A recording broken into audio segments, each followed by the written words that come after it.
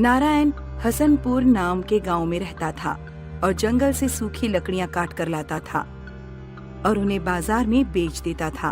फिर उन लकड़ियों को बेचकर जो आमदनी उसे होती थी, उस आमदनी से उसका घर चलता था।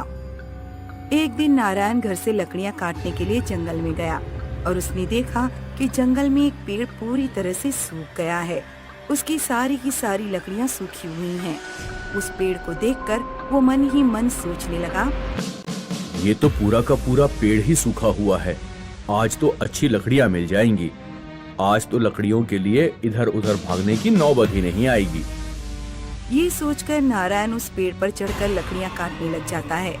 मगर अभी उसे लकड़ियां काटते हुए कुछ ही देर हुई थी कि अचानक से पेड़ में आग लग जाती है और पेड़ धूं धूं करके जलने लग जाता है। ये देख नारायण घबराकर नीचे कूद जाता है और दौड़कर एक दूसरे पेड़ के नीचे घास में जाकर खड़ा हो जाता है। लेकिन तभी अचानक उसके चारों तरफ खड़ी घास में भी अचानक आग लग जाती है और वो आग के बीच में फंसकर मदद के लिए चिल्लाने लगता है।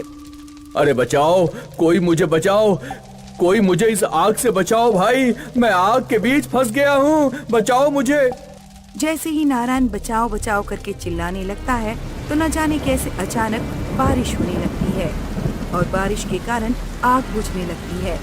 ये देखकर नारायण के चेहरे पर डर में भी थोड़ी खुशी झलकने लगती है। अरे ये तो भगवान की कृपा हो गई, ये बारिश तो आग को बुझा देगी और मेरी जान बच जाएगी। पर ये कैसा चमत्कार है, पहले तो मैंने कभी ऐसा चमत्कार देखा ही नहीं।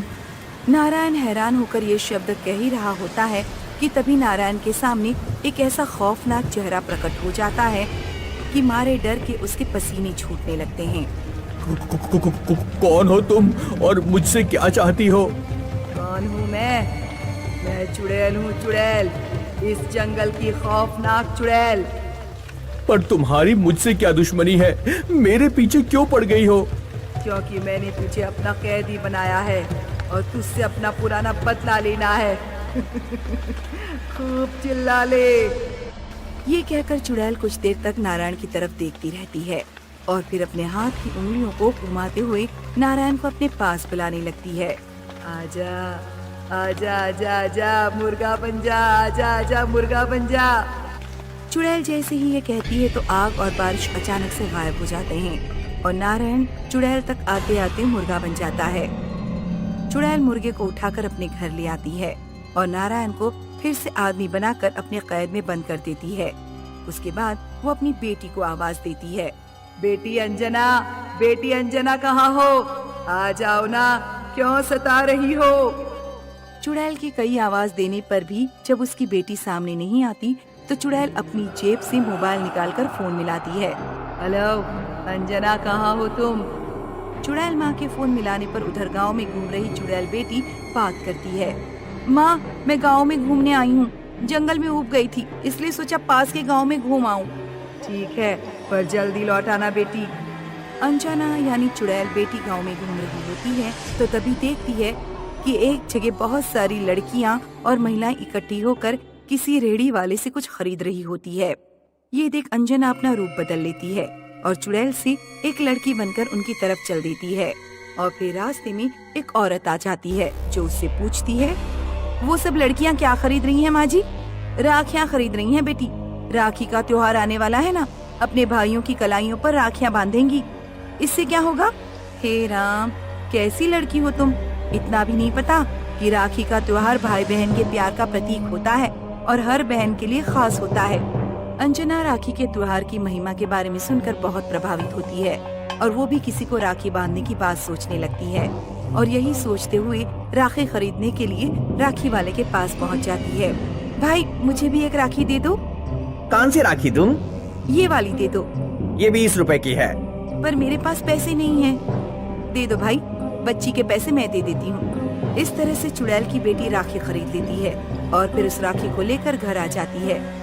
फिर जैसे ही उसकी नजर कैद में बंद नारायण पर पड़ती है तो वो अपनी माँ से उसके बारे में पूछती है। ये कौन है माँ? ये हमारा दुश्मन है, बहुत पुराना दुश्मन। फिर इसका क्या करोगी माँ? राखी का त्योहार आने वाला है, मैं इसे राखी वाले दिन मार दूंगी। पर राखी वाले दिन क्यों माँ? ये मैं अभी नहीं बताऊंगी, उसी दिन बताऊंगी। इंतजार कर बेटी, इंतजार। इस तरह कई दिन बीत जाते हैं और नारायण को देखकर चुड़ैल की बेटी अंजना के मन में उसे भाई बनाकर उसकी कलाई पर राखी बांधने का भाव पैदा होता है। और फिर एक ऐसा समय आता है जब उसके मन में सचमुच ही उसे अपना भाई बनाने की भावना जोर पकड़ लेती है। सुनो, क्या तुम मेरे भाई बनोगे? मुझसे राखी बंधवाओगे? पर क्या फायदा होगा? तुम्हें बहन बना भी लूंगा तो भी तुम्हारा भाई बनकर कहाँ रह पाऊंगा? तुम्हारी चुड़ैल माँ तो मुझे मारने की कसम खा चुकी है। तुम मेरे भाई बने तो दुनिया की कोई भी चुड़ैल तुम्हें नहीं मार पाएगी। बहन बनाकर तो देखो, चुड़ैलों का भी ईमान होता है। ठीक है, आज से मुझे अपना भाई समझो। इस तरह चुड़ैल की बेटी में नारायण के लिए भाई का प्यार पैदा हो जाता है और फिर वो अपनी चुड़ैल माँ से नारायण की जान बचाने का संकल्प ले लेती है। फिर जैसे ही रक्षाबंधन यानी राखी का त्योहार आता है तो वो मुंह अंधेरे ही बिस्तर से उठकर नहा धोकर थाली में राखी सजाकर नारायण के पास आ जाती है और उसकी कलाई पर राखी बांधकर उसे कैद से रिहा कर देती है।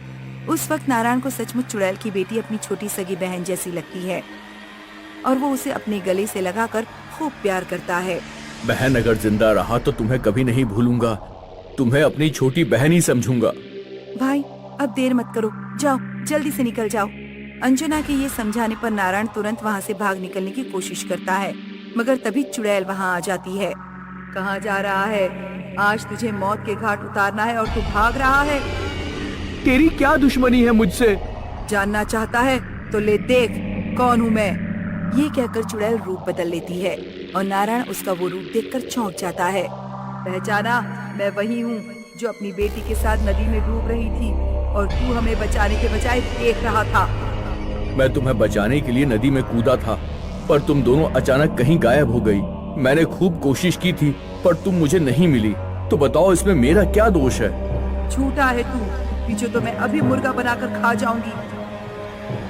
ये कहकर चुड़ैल फिर से नारायण को मुर्गा बनाने की कोशिश करती है, मगर फिर बीच में चुड़ैल की बेटी आ जाती है। चुड़ैल क्रोध में भरकर अपनी ही बेटी को मुर्गी बनाकर काटने की कोशिश करती है तो नारायण बीच में आ जाता है। ये मेरी बहन है, इसे मत मारो। तुम चाहो तो मेरी जान ले लो।